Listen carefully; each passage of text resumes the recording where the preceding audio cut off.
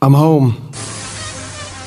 Throws to the near side, and that's intercepted. Intercepted by Jack Jones, heading down the near sideline, and this will be a pick six for Jack Jones and a touchdown for Arizona State. People here, when you think of Sun Devil football, you think of Sun Devil for life. Here we go, 7 seconds. Berkovici. He's just going to air it out deep downfield, and no white shirts around. Oh, Jalen Strong! Caught for a touchdown! Jalen Strong makes the catch! I went to Arizona State. Right. I'm a Sun Devil, man.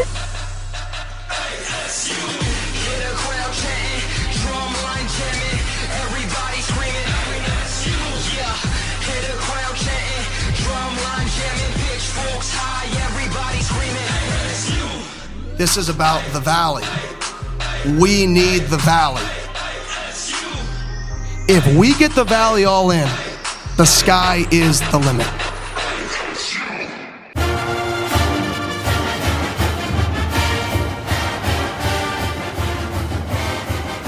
Welcome to Speak of the Devils, the premier podcast for Sun Devil football. I'm Brad Denny with 3TV. And I'm Joe Healy with DevilsDigest.com. Joe, just like that, half the season is behind us. Just 6 games left for the Sun Devils. And, the bye week has come at a good time for a number of reasons for the Sun Devils.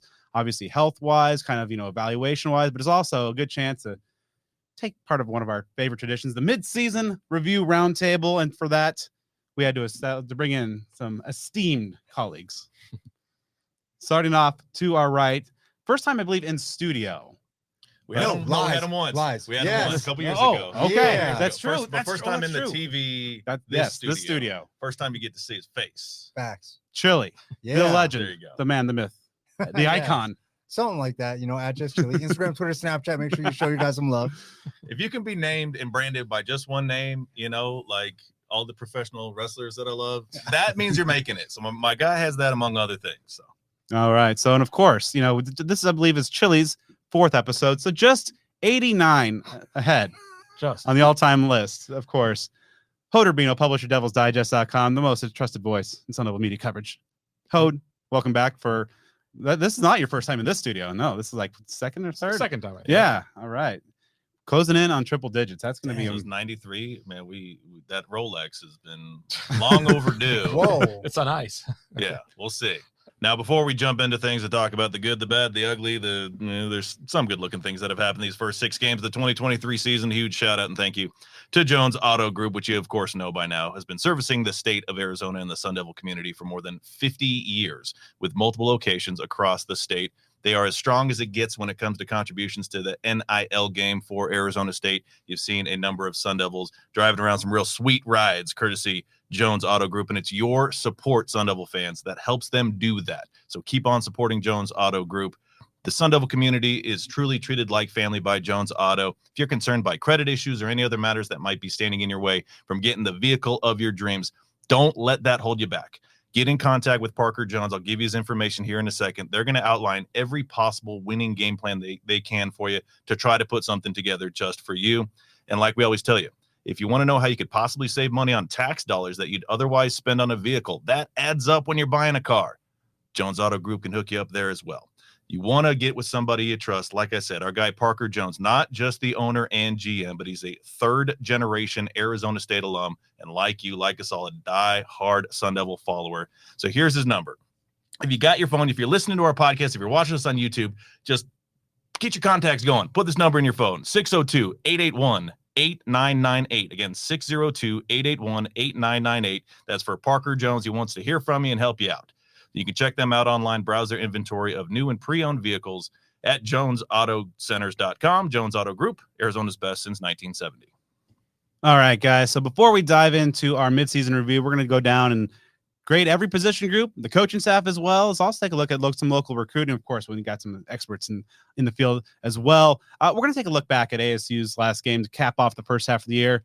Kind of a familiar theme, guys, going on. ASU's playing like a well enough to win, doing enough to win, but also doing just enough to take a loss. Of course, ASU falling to Colorado by a heartbreaking field goal. Just kind of, high level thoughts, what were some of your just overall reactions to the game and kind of what it symbolized so far for this first half? it was a carbon copy of the Cal game, maybe a carbon copy of really the entire season, where I feel that the defense puts the offense in position to win the game. They never fall behind too much. And the fact that the ASU offense scored only 7 points in the second half and still weren't that far off from winning the game is, on the one hand, a really great testament to this defense that played well all season long, I feel. But on the other hand, just the offense's inability to, score enough points to beat a Colorado team. We knew this is a Colorado team that had a porous defense, and that really showed at times. But I think that this ASU offense should have inflicted much more damage. And the ASU defense, given credit, aside from Oregon, there is no defense that Colorado played this season that came even close to shutting down the Buffaloes like ASU did. I mean, this was an explosive offense for Colorado that really came to a screeching halt in Tempe, but ultimately it wasn't enough. It's tough, man. I think, you really got to take the good with this. So, because ASU's trying to figure out how to win games. They're still learning. They're going through that process. And, you take out the 2 plays by Shador, the deep pass late in the fourth, and then that 16-yard touchdown run. We're having a whole different conversation right now. So, I think like Hod said, testament to the defense. Defense is playing great, but the offense, they just, they're going to have to figure out a way to put some more points on the board.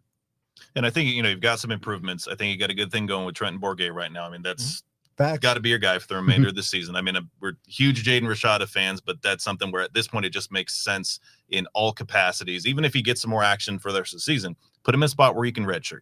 You're still in great condition there. Trent Bourguet has shown that he deserves this spot and he can compete at this spot. And, we were talking, you'll see on our TV version of the show about how I think maybe Sun Devil fans might be a little bit more pleased with the kind of the moral victory aspect of what's gone on the last couple of games. If the next half of the schedule weren't so daunting, if the Pac-12 this year were not so highly competitive, because a lot of folks are looking at these final 6 games and they're crossing their fingers that one at the very end is a win, and the others are looking a little murky right now. I'm not saying it can't be done, because if the incremental improvements happen, they might be able to steal 1 or 2 here or there. But again, it's just a little bit of pessimism in that regard, because you're looking down the barrel of a handful of games that don't look terribly winnable when the last few certainly were. Yeah, and I think we were seeing glimpses of what this program wants to be. Kind of, we've seen that kind of starting from the USC game to Cal a little bit, and just games that ASU is in there. And you see sometimes with an offense that's very up tempo and fast, you see that kind of that hallmark of Kenny Dillingham, the OC.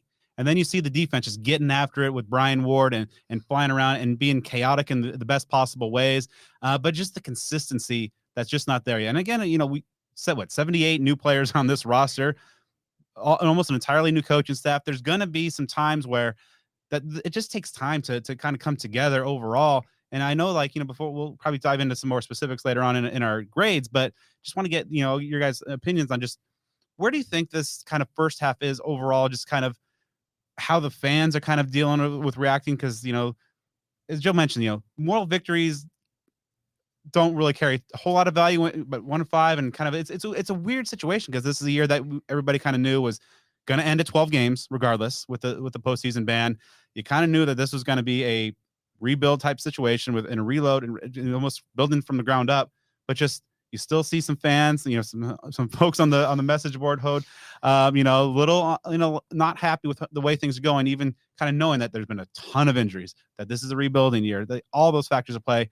Just overall, how do you feel about kind of the first half of the season, kind of relative to some of these factors? Hey, knowing that we have the postseason ban, I think you got to throw the win-loss out the window, right? Like, you just look past that, and you got to keep in mind, like, the offense right now with Dillingham calling it, so exciting. This is what we've wanted to see, the innovativeness of Dillingham, at the helm, and then this defense that Brian Ward is orchestrated.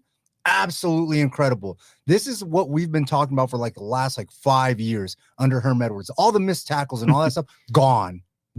And I love how aggressive they are up front. What Coach Amy has done with that front, Coach Regal, all those guys, Cooper, they're doing an amazing job up front with those guys. Yeah, I think that the fans on the one hand know that they have to be patient, because this program was in a very dark place last year, and really for the last few years, for that matter. On the other hand, and I talked about it a lot because Colorado was just in town a few days ago, you see Colorado that won even less games than ASU last year, just 1 game, and they turn that thing on a dime. And to say that ASU fans are not jealous, not wish that this was happening right now here in Tempe, I don't think they need all the flair and everything that Deion Sanders brings to the program. But, being at 500, I mean, I think ASU fans would gladly take that too. So I think on the one hand, there is some frustration, but to have an alumnus head coach, and I said this many times, that is something that the doctor ordered for this program at ASU, because you don't need another vagabond, a carpetbagger that's here today, gone tomorrow. I mean, sorry, Colorado fans, 2026, Deion Sanders is not going to be there. And just the fact that ASU is in it for the long haul with Kenny Dillingham, with the rebuilding process, that's something that fans have to accept. But to your point, Brad, yeah, a lot of fans are just impatient. I don't know who really is patient in college sports anyway these days, but you just have to be patient with this process. And I think Chilly mentioned the rash of injuries has been ridiculous.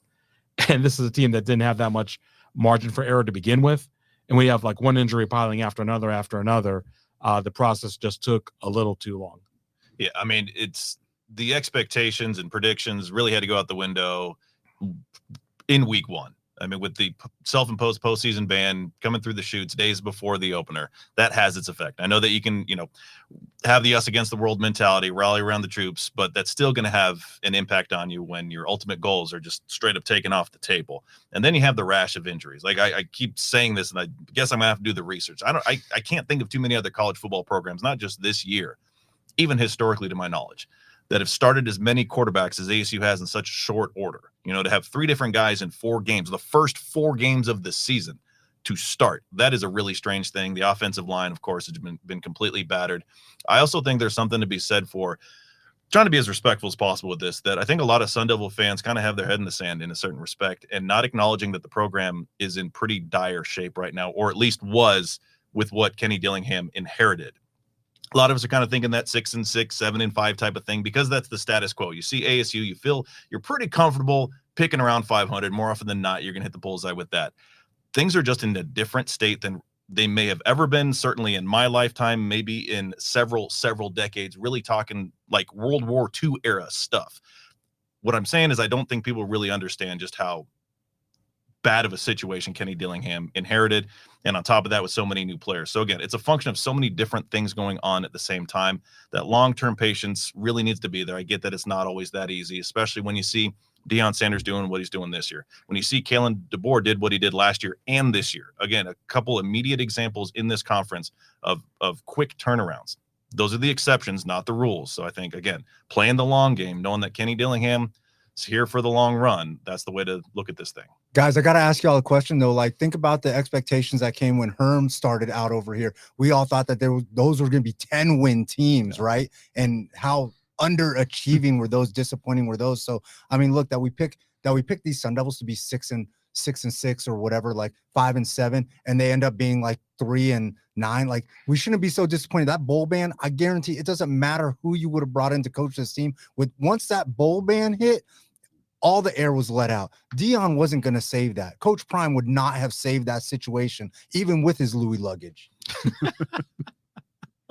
So Sun Devil fans are hungry for some victories, but if you're hungry for some killer grub, there are a few places we'll recommend, one of which is Burrito Express, which, of course, is a family-owned business that began in 1995. I see Chilly nodding his head when I'm talking about BE. Yeah. The combination of authentic recipes, competitive prices, and a comfortable atmosphere makes dining with Burrito Express a unique experience. You've seen their passion and energy on Twitter. They get into it with the fan base pretty much like no other business around. So they have some fun, but they mean business when it comes to supporting the Sun Devils. You've seen, of course, how active they are in supporting Arizona State student athletes and NIL packages that they put together. So it's safe to say if you are part of the Sun Devil family, Burrito Express is a business well worth your support. And by the way, the food, absolute top notch.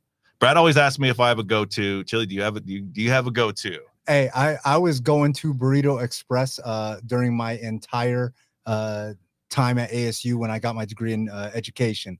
Us teachers, we were starving, and that was the spot. That was the spot. So I love that plug for them. There you go. And they've got 6 locations that you can support. 2 in Gilbert, 1 in Mesa, 1 in Chandler, 1 in Scottsdale. and the Tempe location at Rural and University, just about a half mile from Mountain America Stadium. They are open at 7 a.m. to 3 p.m. Monday through Friday, while some locations are open as early as 6 a.m. during the week, and they're open from 8 to 3 Saturdays and Sundays. You can order online at theburritoexpress.com for pickup or delivery. And of course, if you're not already, be sure to give them a follow on Twitter and Instagram at BurritoEXP, and follow them along on TikTok at BurritoExpressAZ. All right, guys. So let's go to the main event. We are going to be handing out some midterm grades for ASU, and the bye week conveniently came in the exact middle of the season. So 6 games behind us, 6 games ahead. So we're going to go position by position and hand out a letter grade based on what we saw. And we all have, different opinions, different criteria, but we're going to have a discussion in each of the points, starting with, of course, quarterback. So perhaps we should take things sequentially since it's been so wild in terms of a lot of guys behind center. Jaden Rashada gets the nod as the starter. Had some promising flashes, I thought, some freshman moments that were pretty evident. And unfortunately, we just not get to see him kind of have Kenny Dillingham as the play caller, because I think as we'll dive into perhaps in the coaching grade section, such a night and day difference in terms of the play calling there. Guys, just starting it off, thoughts on Jaden Rashada. Chilly, what are your thoughts on what you saw from him during his limited time before the injury? I love his potential. I think that he's a very, very high level quarterback. I got to evaluate him while he was in high school through Elite 11 and things like that. Great as a group, though. It's got to be incomplete, right? Because we've seen so many of them. Drew Pine. I mean, we even had the Herrera kid run to the locker room and put a jersey on just in case. Conover, Bourget. I think we're starting to see the position flourish. But from me right now, with my education degree, I got to say that this is an incomplete grade right now as of this moment. With all the injuries, Brad, I mean, this is so hard to evaluate. I would give it a C+, just because we're seeing some light at the end of the tunnel with the way Bourget is playing the last 2 games. So don't get me wrong. I mean, he hasn't played perfect. The offensive line's not doing him any favors. The running game definitely did not support Bourget in his 2 only starts of the year. Well, the last 2 starts, I should say. But with Rashada, like you said, there was some great flashes and a lot of freshman moments. I mean, especially in the second half, it's almost like that, pitcher in baseball. Once he goes through the lineup one time, it seems like you're able to figure him out, and then it just becomes much harder to produce. Drew Pine, I mean, just absolutely snake bitten with injuries, but honestly, he didn't look all that great in fall camp, and definitely did not look great in spring practice. So even when he comes back healthy, I don't think he should start over Bourget. And that's an interesting point on Drew Pine, because he was like not good in spring. I totally agree with you. And then it seemed like he was making that run in fall camp, and barring that injury, how much do you think that injury derailed? Because once he finally got back from the injury and started, flat out bad on the field during the games, a lot of turnovers, and granted not helped by the offensive line, but it seemed like that was the spring Pine that was getting the live game reps, and not the guy in fall that seemed to be making some steps forward, at least. That sounds like an air freshener, like a candle or something. Spring Pine. Look, I think I told you, Brad, Drew Pine is an enigma to me. Yeah. He won 8 games for Notre Dame last year. 8. And it's not like Notre Dame is like playing, one tomato can after another. Like, I mean, yeah, sure, some defenses were really horrendous, and Drew Pine took advantage of it, but some defenses were decent. You don't think that there was some other talent around him over there that helped contribute to that? No, true. Yeah, I don't think they would have won 8 games with this kind of play. I mean, no, exactly. Yeah, like Drew Pine 2023. If you put him in Notre Dame last year, and I agree, Chilly. The supporting cast is much better. Don't get me wrong, but the guy won 8 games for Notre Dame. I mean, he's not a chump, but not by himself. True, that is true. I mean, Bourget probably would have won 9 games up there. That is true. And I don't know if I said that on the podcast, but I've told you guys off the podcast. When I just reported, hey, Drew Pine's coming to ASU, Notre Dame fans were coming at me on Twitter like I'm his agent or something. Like, what the hell are you doing? Are you kidding me? Drew Pine? You guys don't know what kind of crap quarterback you're getting. And I'm thinking so. And to his defense, man, I don't think that Drew Pine is a crap quarterback. No, I think he's a very, very capable QB2. I think he would be a great QB2 for any Power 5 program. But I think Trenton Bourget, day one, has been the guy for this ASU program, especially once that bowl ban was handed down. Like, you needed somebody that had the trust of the locker room. You needed somebody that had the familiarity with the receiving room, and you needed somebody that had the, high IQ that Trenton brings. And just to wrap up the discussion on Drew Pine, when Kenny Dillingham said when Drew Pine went down in the Camptown zone of scrimmage, this messed up my timeline, this messed up my process, that was it to me. Drew Pine was going to be the starter if he was healthy all throughout Camptown, Arizona. I got zero doubt about that. As much as Dillingham and the staff loved Jen and Rashada, they were going to start Drew Pine. Trent Bourget was going to be QB3, not even QB2. So it's kind of weird how everything is just coming, full circle. Trent Bourget, the returning starter from last year, now the starter again. And we're seeing the offense producing more. Yes, Kenny Dillingham being the play caller is a huge part of it. But I do like what I've seen from Bourget right now. Brad, I remember that you were in the Sun Devil Spaces after Ralph's Sun Devil Spaces after Jaden Rashada Wednesday was nights at 8 announced. p.m.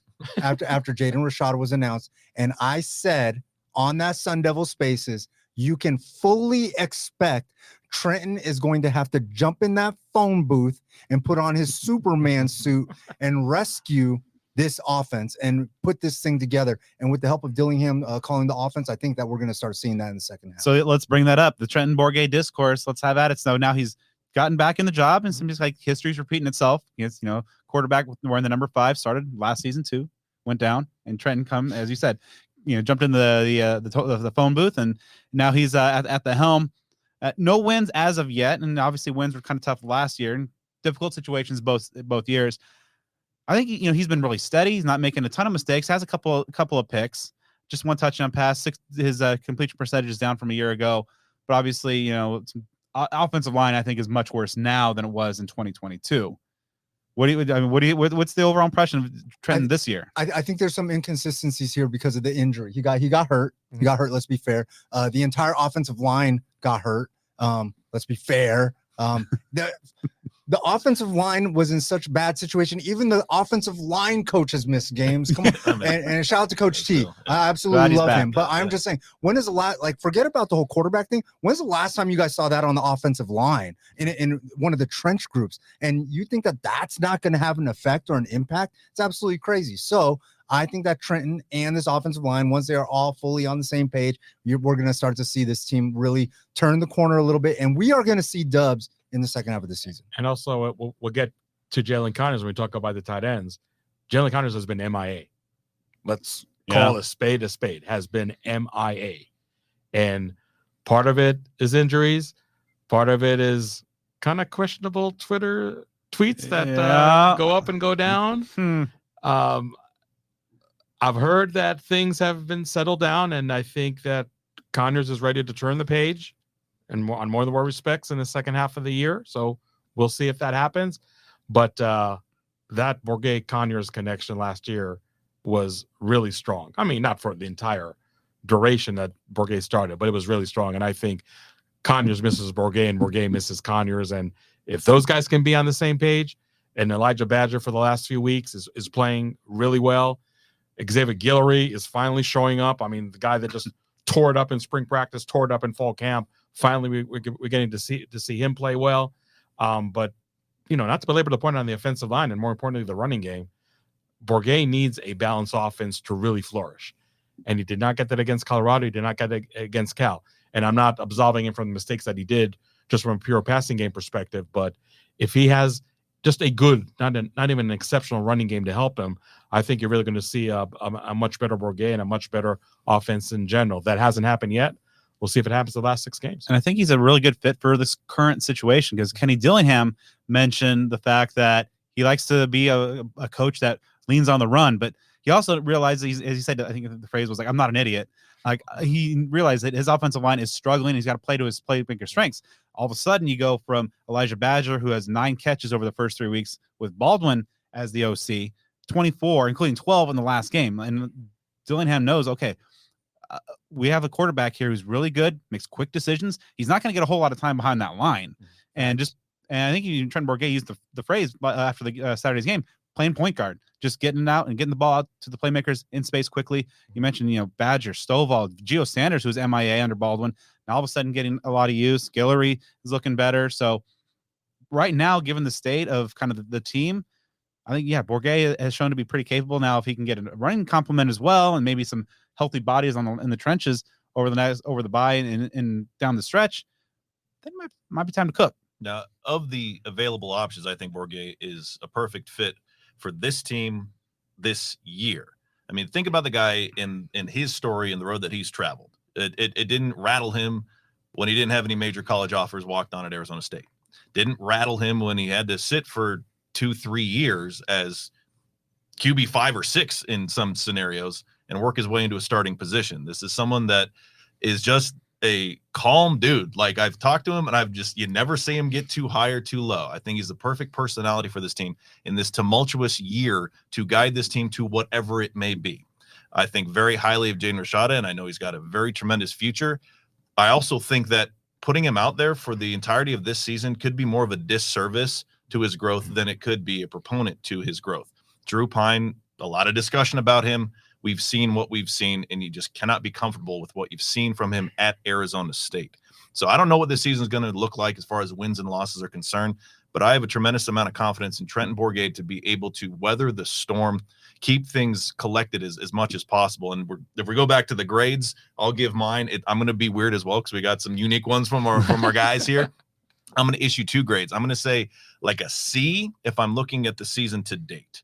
But if I'm saying how comfortable do I feel about the quarterback position right now, and if we're looking forward, it's going to be more along the lines of a B, because a healthy Trenton Bourguet, I think it gives you a lot more comfort at the quarterback position than just the turnstile that you see. And that's no fault of any of the individuals involved, just injury stuff. The turnstile we saw for those first, especially 3 to 4 games. And you forgot, Joe, that Trenton Bourguet was not rattled growing up as a U of A fan and not getting a scholarship offer from the Wildcats. That's there you go. Exactly. It's a dude that's just been a habitual overcomer. Iceman. All right, so we got a B, an incomplete, a C plus with a C as an asterisk. Okay. The 2 kind of grades with grading on the curve. Dang, an asterisk. I'm going. If you can get it incomplete there. Yeah, and I have an Teacher incomplete Chilly. coming up here a little bit later on. I'm giving a B minus. I think Jaden had some very exciting flashes. Ultimately, some freshman mistakes. Drew Pine performance is not where we saw him in practice or below his abilities, kind of bad. And Trenton, I think, is playing well and starting to find his groove. I do think the injuries have taken a little bit of a toll. I think he's not quite to the kind of guy who was dealing at a high level last season. Maybe that comes with time to heal up and some more time over the bye week. So overall, I'm giving the quarterback position through 6 weeks a B minus. Pretty favorable, especially when you factor in the offensive line issues. Jumping over to running back, gentlemen. All right, so it seems like it's despite Sean Aguano telling us every year that it's going to be kind of a multiple guys involved. Yet again, we have one guy just kind of doing everything right now, Cam Scattaboo. And when I say everything, it's not just kind of like in the ex-Valade sense or the Rashad White. He's doing everything. He's throwing the ball. He's punting. He's doing just about everything. He's number 2 in receiving yards as well. Pretty impressive overall, but some questions there. Not a whole lot of big plays. Let's start things off with Hod. Your evaluation of the running back so far. Scatterbutt as a dog. Did he run that drone show they had at halftime in the USC game? He'd have to go back into the locker room. No, but in all seriousness, I mean, running game again. You just throw up your hands up in the air in terms of just the injuries and the frustration over there. I mean, yes, Cam Scatterbutt is playing. Yes, he's banged up as hell. And that's why he was on a strict snap count against Colorado, and that definitely did hurt ASU. One thing that I don't think a lot of people are talking about, what's even worse than Cam Scatterbutt being banged up and whatnot, DeCarlos Brooks missing multiple games. Still the number 2 rusher, and he hasn't played in 4 weeks. DeCarlos Brooks has played well when he was healthy and he was in there, and he complimented Scatterbutt really, really, really well. And I know Chilly knows him from the Chandler High School days, so you're probably not surprised to see him play as well as he is. Kyson Brown, I said in fall camp, those coaches are going to have a real headache whether to redshirt or not. Sure enough, he's not redshirting, but he's still a freshman. Still a little surprised about Javen Jacobs not getting down much run. Maybe that's something that happens in the second half.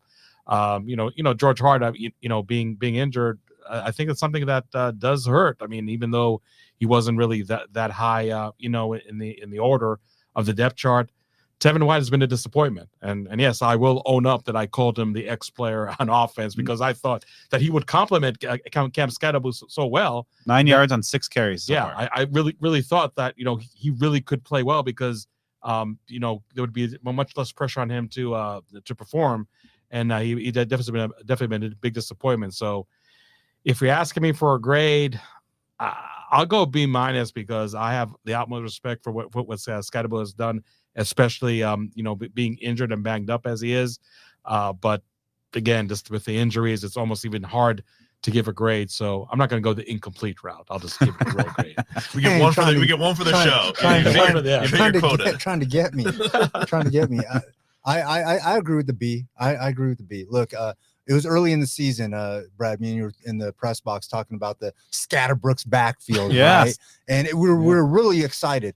I mentioned that and gave you credit on that next show. Minus the Brooks injury, like I would really give this group an A. I love what Iguano does with his running backs. He is such a good and underrated and underappreciated running backs coach. What he's been able to squeeze out of Scadaboo's been absolutely amazing. And I mean, the stats aren't really there like we'd like to see them, because over the past few years, he's had 1,000-yard rusher guaranteed. We're not sure if we're going to get that this year. So what I can almost guarantee is I think he's going to be 1,000 all-purpose yards. Scadaboo's really done a great job, and he pretty much carries this grade by himself with that B. But if Brooks gets injured and is able to get some time in the second half, I do think that this could change to an A really quick. Extra credit. You know what I'm saying? All right. So I got a question. I gotta be difficult again. Are we talking about the run game, or are we talking about the running backs? Running talking backs. about the athletes? Running Okay. backs. Because that changed my. If it would have been the run game, it would have been somewhere in the mid to low C range, because the run game not been anything too special. Running backs, I'll go B-, just simply because what's been said, but a little bit of a lower grade just because the numbers are not there. The rushing is not quite there from the run game perspective. Yes, you have a great athlete in Scadaboo and a very talented runner. I'm not necessarily taking away from him. The offensive line, major issues. Quarterback issues, again, major issues as well. This is something that you hope and think and believe can progress, and maybe the back half of the schedule, I know you play some tough teams, some tough defenses, could have some brighter spots than that first half. So some areas to clean up, but if we are talking about them as athletes, and you have what Scadaboo has done, and just in small capsules, especially that USC game, taking the college football for a hot minute of time, that late night in the Pac-12 after dark, Cam Scadaboo was like the most talked about guy in college football for a hot second. More people are talking about him than Caleb Williams, until Caleb Williams ended up winning that ball game. So again, some areas to work on, some bright things if you look at it from that broad perspective. Yeah, I think obviously everything you guys talk about Cam Scadaboo, like he's done everything. He's been creative, and in the pass game, in special teams with the boot, pair of 53-yard punts. Although I believe that second one was negated by penalty, still pretty good. And the Wildcat package has been effective at times, and it'd be interesting that they did see that they were starting to iterate off that a little bit. We saw kind of the pass touchdown to Badger at the goal line that was negated also with penalty. But he's been a one-man show, and the one thing that I think really kind of drops things down to like kind of a B for me is just the lack of explosive runs. The longest rush by any Sun Devil so far, just 18 yards. And obviously Jaden Rashada would be a big threat in the run game. Trent Bourget, now that is not necessarily kind of the runner. Yeah, he's pocket mobile. Although I'd say maybe he's also receiver mobile. That catch is one of the best catches I've seen by any actual receiver, let alone a quarterback, in a long time. Yeah, so I mean, Scadaboo has been kind of the heart and soul. Kyson Brown has had some freshman moments, kind of got off to a bad start with the fumble on the first carry, although thankfully it was not recovered by the defense. But yeah, Tevin White being a non-factor is really kind of mysterious. Banged up in spring, but I mean, he's a 4-star guy. Flashes in last year's U of A game that really have not materialized so far. So you really hope that Brooks can come back, because I thought, like, in addition, like, he was really good in that fullback role, just traditional running back. It's the lead blocker for Scat, was really, really good on the 65-yard Badger touchdown early on in the play action.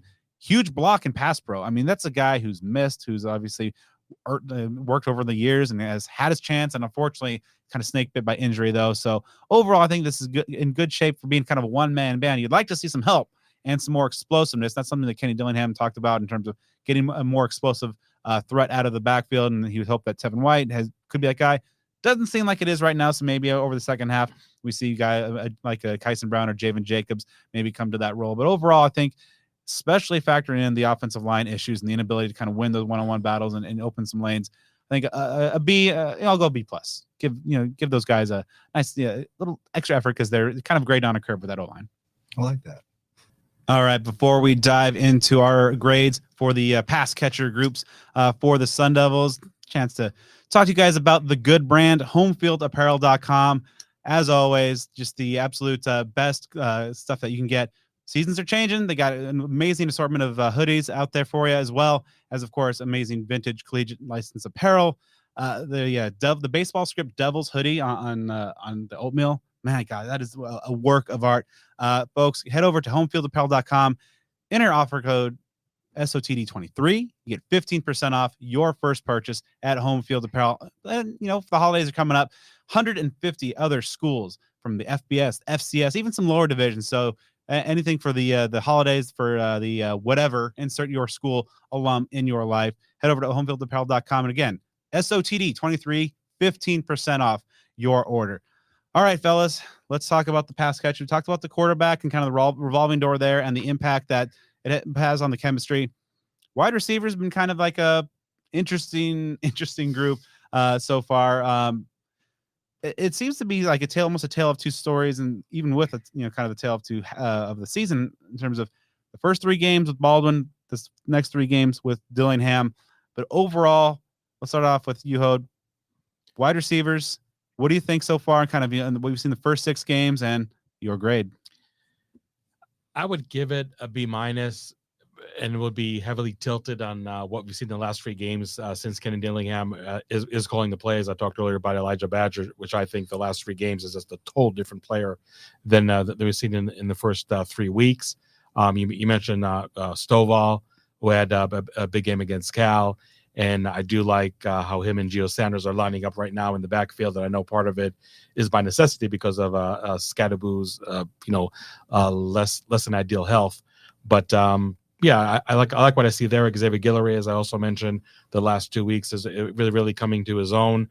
And I think a lot of it is not only just the Kenny Dillingham play calling, but just Trent Bourget really being able to get them the ball.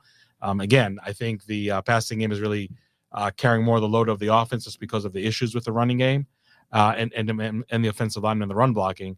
But overall, I mean, we're starting to see this, wide receiver group starting to come his own. Troy Mary, that's another player that I do need to mention. I mean, he really had a great spring, a great fall camp, and then disappeared. Was even on the scout team, if you remember. Yeah, to begin the season a couple of weeks. So looks like the message has been received with him. So I mean, slowly but sure, this wide receiver group is showing what they're capable of. It's if ASU is going to start winning some games, I think it's really going to be more incumbent on the wide receiver group to carry this offense, because I just don't know with the running back situation and the offensive line run blocking capabilities is really going to be the answer to it. So I think wide receivers B-. I like what I'm seeing, especially the last 3 weeks. Dang, I gotta go a B+. These guys have dealt with 4 quarterbacks and the madness everywhere else on that offense, and these guys are the ones that have been persevering through it all. Stovall, Badger, these guys have been solid. I'm impressed. I'm low-key impressed because all that change and a change in quarter. Man, I gotta go a B+. I really it's a lot for me to not give them an A right now for what they've dealt with, but I'm gonna give them a B+ because I love Guillory. I think he's done his best to kind of be that hero that we were looking for, that big play hero that we've been looking for, that he was during spring ball and stuff like that. So I'm gonna go a B+. Go a little less optimistic. Go with the C+. Things have gotten better, and so I'm really trying to take a larger lens, and it's just really difficult across these first 6 games because what you saw even 3-4 weeks ago obviously is very different from what you see now. So it is challenging to evaluate what has happened in these first 6 games and make sense of it, not only right now, but of course, everything we're talking about is what's going to happen moving forward. So you've seen some improvements. Obviously, this last week from Elijah Badger that's the Elijah Badger that you expect to and want to see. And his numbers look pretty good right now. He's on pace for over 60 receptions, which is pretty dang good. And if he keeps this up over 800 yards, and you think that he has the potential to do better in the second half than he did over the entirety of the first half. So, a lot of that is just wanting guys to be a little bit more consistent, but that starts at the top. That starts with quarterback, offensive line. So I get that even that grade is not necessarily an indictment on this entire group, which might sound a little hypocritical because I'm evaluating this group and only this group. I understand that it doesn't necessarily land there. So, again, there have been some performances that have impressed me, and certainly it is not lost on me that they have gone through it just like everybody else on this roster, especially on offense, has. So some things that I'm proud of, some things to be desired for sure. We've mentioned a few guys out there that just haven't seen too much from. Obviously we don't need to get into the whole Jake Smith thing and how frustrating that is that he and Xavier Alford aren't on the field. Troy O'Meara, I mean, he's only got 3 grabs, but 2 are really big touchdowns that he's had, including last week. So some potential there. I expect that my end of season grade is going to be higher than this grade. I'll put it that way. Yeah, it's certainly trending well. Elijah Badger, now that they're actually scheming to get him the ball, is delivering a career high 12 receptions against Colorado, over 100 yards. I mean, this guy just 9 catches over the first 3 games of the season is pretty criminal. That's not great. You don't want that. Even with the kind of the situation at quarterback, you got a wide receiver 1 in the Pac-12 conference. Get him the ball. That's what Dillingham has done, and we'll get to the grade on Dillingham a little bit later on. But other than that, I want to see more consistency, and also the lack of explosive plays from the passing game. We've seen it at times. There's a play action pass, the 65-yarder to Badger, but just consistently not enough plays that are really kind of stretching out a defense, and I think that ultimately is kind of maybe hurting the run game as well. But things are, I think, trending well. Guillory, after kind of some rough weeks, and then that very costly drop against Oklahoma State that could perhaps have swung that entire game, has been much better as of late. 4 catches, 61 yards last week against Colorado. Pretty good. Stovall, 9 catches over the last couple of weeks as well. He's getting more involved after a stretch of just like kind of 2 receptions over the first 4. Like, this is a guy that is coming off some big time numbers in his previous stops, but now he's starting to see him be more reliable. Gio Sanders coming off a 40 catch year was a non-factor as well, but starting against Cal, getting a lot more involved. You've got a carry out of the backfield as well. Troy O'Meara's out of the doghouse. You just wish that Jake Smith could do and add to this group. We'll see come 2024. But overall, I think you have Badger showing why he's Elijah Badger. And even just like one of the things, guys, he's not like a big physical dude in terms of maybe like a Calvin Johnson type guy. But I mean, he's fast and athletic, of course, but he never goes down on the first hit. It just seems like he's always like running through, even out on kick returns. Like, this guy does not go down easy. No, he's a stud for sure. And I mean, just following in the line of the, Brandon Ayuk, N'Keal Harry, not maybe in build or whatever, but just, standout wide receiver that's going to hopefully try to, make a jump into, a high draft pick. He's legit. Yeah, right. So to wrap things up here, I'm going to say like a C, because I do think the lack of explosive plays, just like kind of out of the running back group, is one thing that's kind of holding this unit back.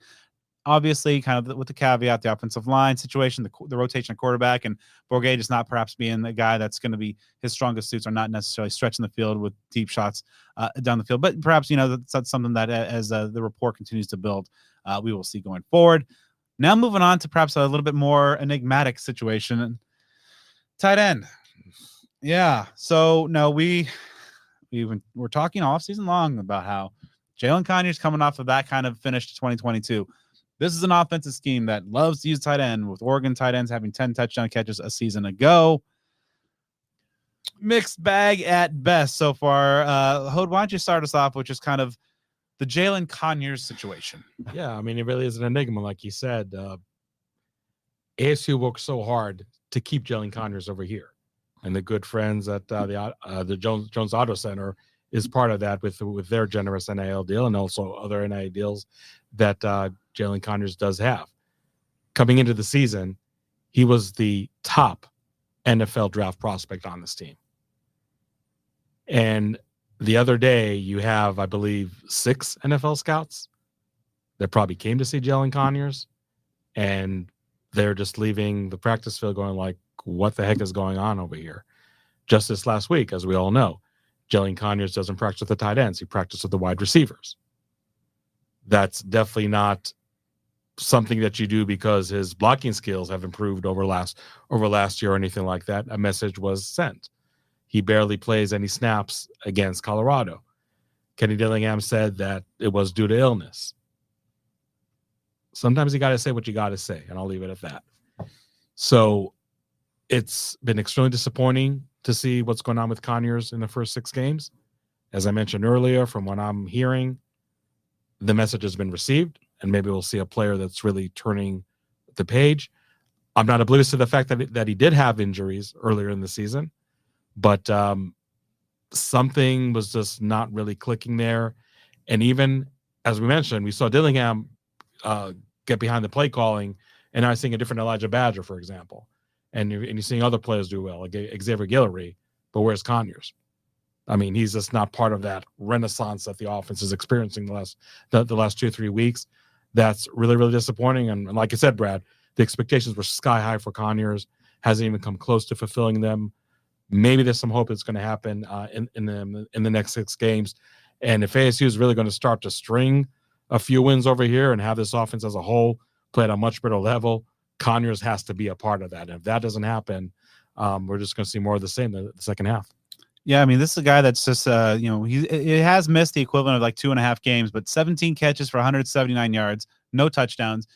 Not what you expected from a guy coming into this year. I know, like Joe and I were talking in kind of preview, like this guy that, should at minimum approach Chris Coyle's tight end single season reception record. Got some work to do in that capacity. And of course, there was the tweet that was sent out. Maybe we should, I don't know, that Conyers perhaps disputed that his status as being not prepared or not available for the game. Kenny mentioned, of course, as you mentioned, was ill and missed Wednesday and Thursday's practice, so they felt that he was not ready to go. Conyers sent a tweet to the contrary that has since been taken down. But hopefully, that, as you said, Hod, maybe that message has been received because he does have the ability to get out there and make a difference. But this is a group overall that's kind of been hampered by a little bit with just needing to be more a presence in the trenches and help the beleaguered offensive line. I've seen that in practice as well. Ryan Morgan's getting a lot of playing time. Not a guy that perhaps we saw would see this level of reps. Chilly, what are your thoughts on just kind of what you've seen from the tight end so far? I mean, as far as a grade, it's got to be like a C, right? I think we're all disappointed in the production, the output from Conyers, because we all kind of expected something else, right? But, Swinson, Pierre, they're trying to, figure their way into the rotation. They're trying to, take advantage of opportunity. That Pierre definitely looks like he's opportunistic right now and wants to step in and be a factor. I don't know what the deal is, but I can only imagine that, Conyers understood what was expected of him going into the season. And I think, the bowl ban, other things, the shuffling at quarterback, it's frustrating. And the fact of the matter is he like Hod said, the highest graded, draft prospect for the Sun Devils. He's frustrated and he is the superstar. So, he's going to kind of vent. And, it's a testament to the coaching staff that they're able to kind of diffuse some of these situations. But as a grade for the group, it's a C because, we just have to see more when you're expected to produce that much. We need to at least get close to that. Yeah, for me, grade wise, I'm gonna go D+.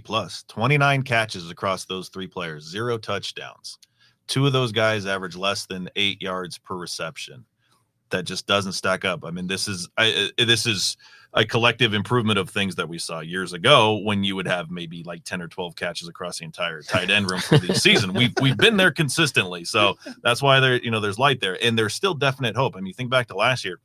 Dang near everything Conyers did was in that second half of the season, from that Colorado game when you had Trent Bourget starting quarterback, and most importantly, Sean Aguano taking over the play calling, which is something that obviously had a very similar coaching change that happened this year. So there certainly is hope. But yeah, I mean, you look at the full body of work, and to see Jalen Conyers with 17 catches at the halfway point of the season, that's maybe not quite half, but maybe like 2/3, something like that. What you would expect. You certainly would have thought that he would have 20, 25 catches by now, trend his way toward about 50 receptions. That was very realistic, maybe even more. As we're talking about these potential record-setting efforts that he could put together, that's kind of the barometer right there. To get to that 50, 60 catch mark, to get to that 600-700 yard mark, that's some of the best stuff that have happened by ASU tight ends in history. So this group as a whole was really supposed to be it. Again, Bryce Pierre, Messiah Swinson, these guys are doing some things, but if you look at the numbers and just take a very kind of cold, hard, factual view at it,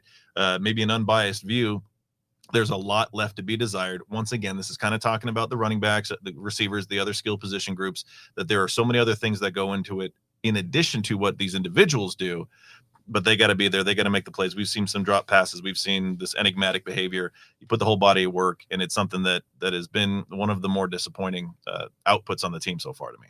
Yeah, I'm going to go with a C for my overall grade, just because I think, this is well below kind of what Conyers should be doing at this point, and hopefully that message is received, and then we see the second half of 2022 Conyers and the second half of 2023. But I do think that you see Bryce Pierre kind of flashing that, he's going to be probably a big-time guy in 2024. Jason Mons is the tight end coach. He's very high on Pierre's potential. Swinson, having to be more used in the blocking role, and Ryan Morgan, I think, has done some unheralded work.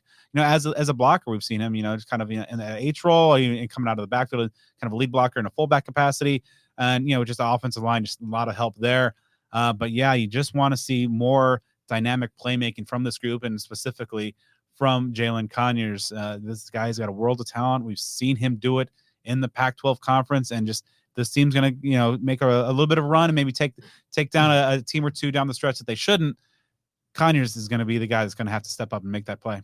And yeah, Brad, I realized I didn't actually give a grade, but I'm almost in line with Joe. I would give a grade of a D because I know Swinson is trying. I know Bryce Pierre is trying. Ryan Morgan actually has been, to your point, a pleasant surprise, but that group really has to step up more when their leader, Jalen Conyers, is not really playing up to par, and they really haven't quite done that. Maybe it's asking too much from them, but just because for all of that overall production of that position, I would have to give a D grade. All right, now it's time to head to the trenches, and the offensive line has been rough and a little bit, in many ways outside of their control. The injuries hitting this position, gentlemen, are maybe unprecedented, at least in terms of like recent memory or recent Sun Devil history, because just like so many guys are either hurt or not playing at 100% at this point. It's really hard to grade. Overall, I think that the pass pro has been better than the run game. We've seen some guys step up that have been called into action, but how do you guys kind of like tackle the evaluation of this position group, kind of given that so many guys that, at one point, we've seen guys that perhaps just one of the desired 5 opening day starters in the lineup at a given time. How do you guys go about kind of evaluating a position group that has been battling with so much stuff kind of in the injury front outside their control? And that was going to be my first point, is like, if you think back to the spring and project, and you see the transfers and the returning players and all that stuff, when you had the roster, you knew what you're going to be dealing with, and you projected the starting 5 offensive linemen for this team. I mean, you have probably a few of them who have not and will not start a game, others that are barely available. The Ben Coleman's, the Aaron Frost, the Emmett Boley's, you can go down the list quite a bit. Obviously, Isaiah Glass has had availability issues recently. It has just been such a turnstile of guys just trying to find their spots and trying to contribute and trying to get some continuity. So in one respect, you feel for them. But in another, man, it is just highlighted some major areas of need. It's been kind of a Murphy's Law type of deal. I mean, everything that could go wrong, for the most part, with this offensive line, realistically has. Because, you had a couple all-conference caliber players of Ben Coleman and Aaron Frost, and, the results have been what they have been. So, man, it has been a mash unit, to say the least. And it happened almost immediately. I mean, you didn't get these injuries that accrued over time, or maybe you get to a late point of the season and guys are just banged up and worn down, and they start to, fall by the wayside. I mean, the first few weeks, like the second straight year in a row, maybe even further back, you get a season-ending injury, just like you had with Ramos last year. Yeah, that with Boley this year. So, man, they've just been getting hit from all angles. Coach Tuatelli wasn't even immune to this. I brought that up earlier, right? Missed 2 games. Yeah, the coach even missed 2 games. So real quick, got to show some love to Coach Miller, who picked it up. And I know Coach Dillingham, dedicated some of his time to that. So, I mean, how do you grade this unit, right? Like, because if you do, then you got to start looking at 2 quarterbacks were injured in 1 game. And bringing up, we had to throw a jersey on an emergency quarterback, like, Hod, be the dean over here. Yeah, it's drop the hammer. Yeah, it's been a really tough situation, to say the least. Is there, instead of saying incomplete, can I say undetermined? Right? You can say, yeah. You're as like the dean, you set the or something, you dropped the class. Audit. Yeah, there you go. I gave Chili crap for being incomplete a few grades ago, but I think I have to go that route myself. That's an even bigger cop. Yeah. Okay. Yeah, but honestly, I mean, like, what else can you say? There were like 7 healthy scholarship linemen last Saturday against Colorado. Coach Dillingham said in a press conference that he couldn't even, orchestrate plays to try to score because if he lost another lineman, they wouldn't be able to practice. Yeah, at the end of the Fresno State game. Really process that. Like, so if I will go along with the community over here on the grade for the offensive line, but even though you guys banned me from the incomplete, I really want to throw it in. I'll just say I have an incomplete too, because I right here, incomplete, because it's impossible because you have, even at times, when you had just like the one guy in Leaf Fatanu who's kind of been like the stalwart, even he is like banged up and not playing at 100% as well. Yep. Let alone that you're down your starting tackles. Joey Ramos is kind of not playing at 100%, and he's also been banged up. The left guard spot that was supposed to be Ben Coleman's, I mean, it's been kind of a rotation. You had 2 freshmen, Sean Naa, having to start. I'm sure that's something that they did not want to do heading into this year, but just kind of out of necessity. Cade Briggs has been banged up and been limited or outright missing in some games as well. So it's really, really hard to get anything going. We've seen just kind of the shift in the offensive play calling as well. Bram Walden, got to give a shout out there, and the local guy. I mean, the best 2 weeks ago against Cal was the best pass blocking grade in the country by PFF. PFF. Yep. Pretty good. Yeah. I mean, the best is really good.